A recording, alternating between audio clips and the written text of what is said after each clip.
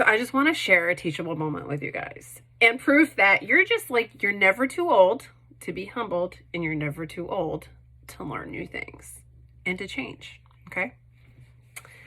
So yesterday I was scrolling through Twitter and I saw that one of my friends had posted about Logan Paul basically doing like an awesome, got to give credit where credit's due. Basically, he did like an awesome thing in WWE. And somebody else I know was like, yeah, still a con artist. And if you don't know, then you should probably like Google CoffeeZilla and the whole, CryptoZoo Scamalama Ding Dong. And then I had responded because those two had gone back and forth and that. And I was responding to the other guy's comment and I said, yeah, I don't like him. Like the only reason he, did something about being called out was because he was legally obligated. Like he wouldn't have done it unless somebody had called him out and he realized that there were for real legal ramifications, that throwing idle threats at somebody, it just isn't going to cut the mustard YouTube style. You know what I'm saying? I'm just not a fan. I'm not a fan of Logan Paul at all. Has nothing to do with the CryptoZoo. That was just icing on the cake. I don't like that he would lasso women into kissing him. I don't like that he, filmed, dead people in Japan. I don't like how he is. I don't like bro culture, and he is the embodiment of it. And I know there's a lot of people out there that support him. I'm just not one of them. I just can't. It just doesn't align with who I am, right? So my friend had basically, gone on a rant and said, basically, what does it prove for you to go on somebody's, Twitter and talk about this person when it has nothing to do with the fact that they're good at WWE? And my response was that, well, for me, and I think a lot of people, and this was pertaining to Web3, are realizing that we are starting to get a little more critical of people, and we have more expectations because we want to, we should be more choosy in aligning ourselves with people who embody our moral and characteristical values. And he was saying that it's not realistic, and then he called me out for playing Overwatch and said, do you support women being harassed because you play Overwatch? And that company has over, 700, accounts against them, yada, yada. and I stopped. And at first I was like, tell me a fanboy. Just tell me you're a fanboy of Logan Paul. And that's cool. Like, I see where we're just not going to see eye to eye. So it's just tell me you're a fanboy, because he was doing the old tit for tat. Well, two wrongs make a right kind of thing. So, well, if I can like him and you can like Overwatch, like you're a hypocrite. And, part of it, he wasn't wrong. And that's the conversation I have with myself a lot of times, because, I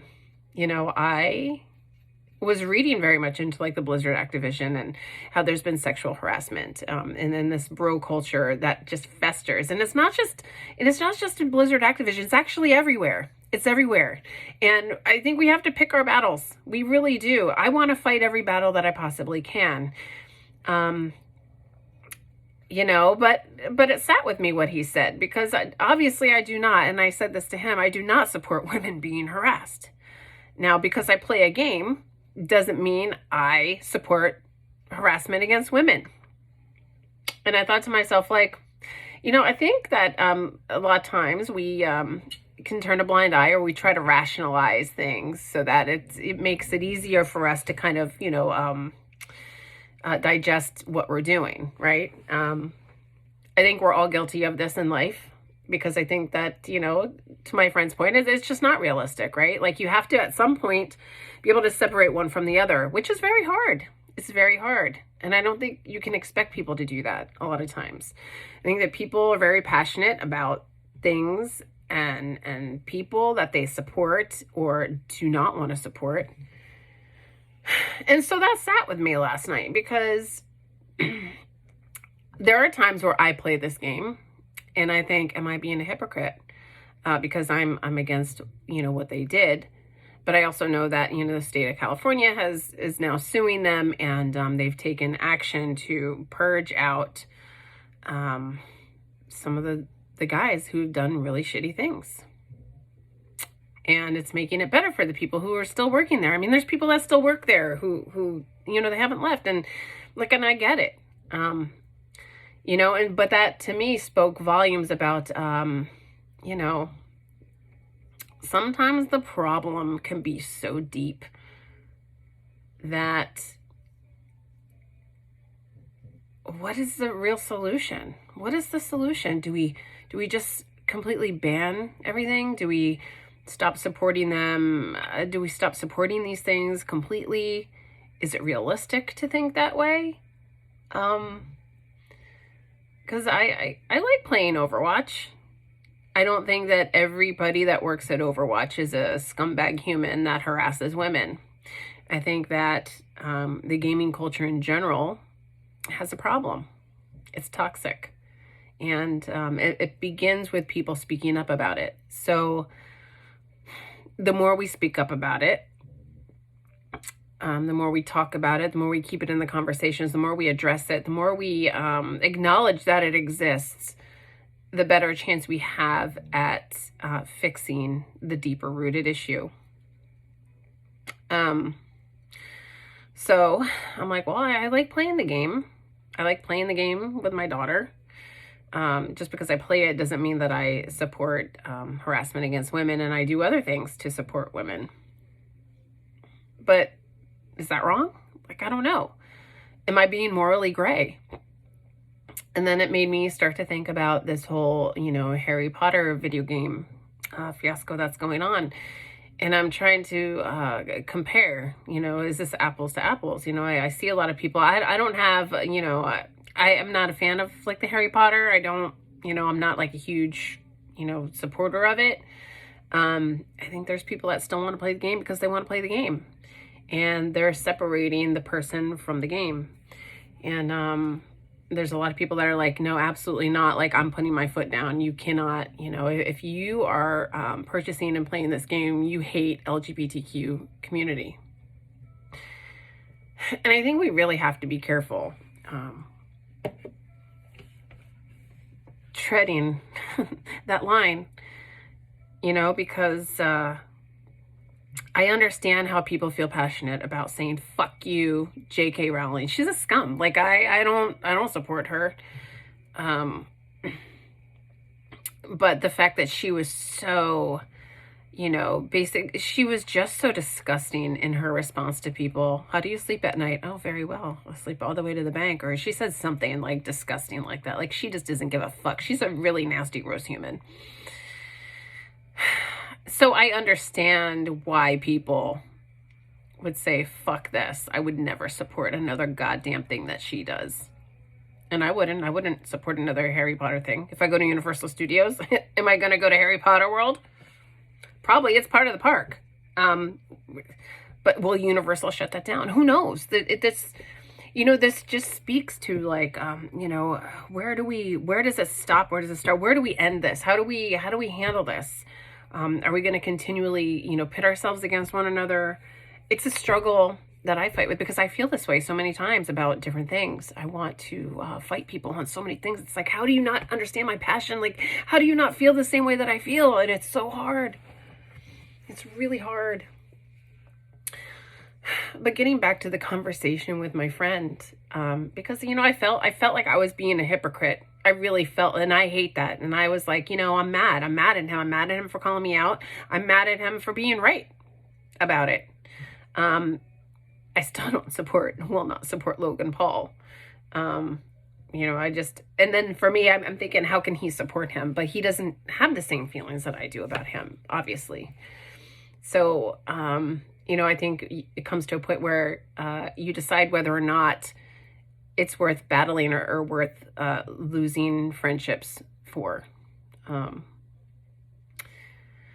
Because it's happening. It's happening a lot. You have to determine, where is your line? Where do you draw your line?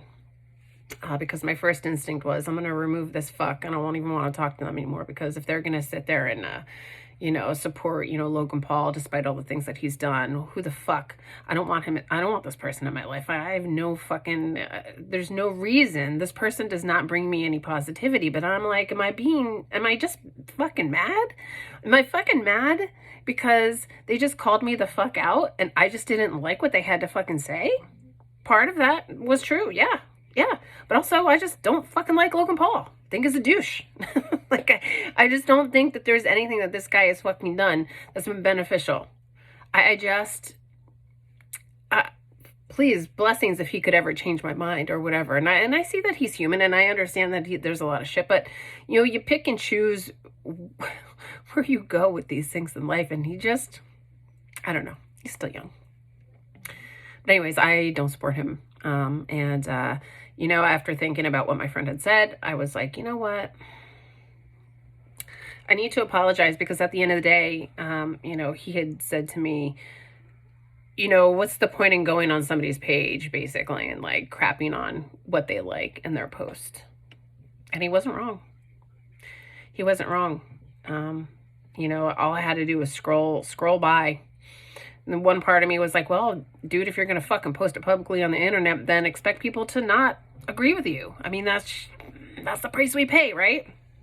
But also, as a compassionate human being, I'm like, I didn't have to say what I said. I mean, I have opinions. I'm a very opinionated person. I have no qualms sharing my opinion. But he was right. It doesn't do anything productive to just shit on something that they like. And I think what bothered me the most is how he just was finding ways to defend the person and their behavior, and that he couldn't understand why people would compare Logan Paul's performance in WWE to the scam that he willfully took part in and planned as part of this the NFT project, CryptoZoo, that he was working on. The guy had intentions.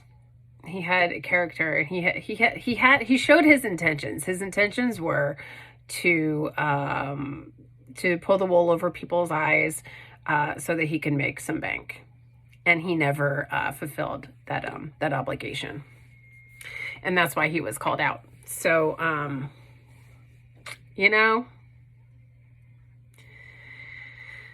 another day, another struggle, another day in trying to figure out where do I stand in this life. But it was eye-opening. I had a lot of thinking to do, and I was like, well, I could, go on being mad, or I could just address the fact that, yeah, you know what?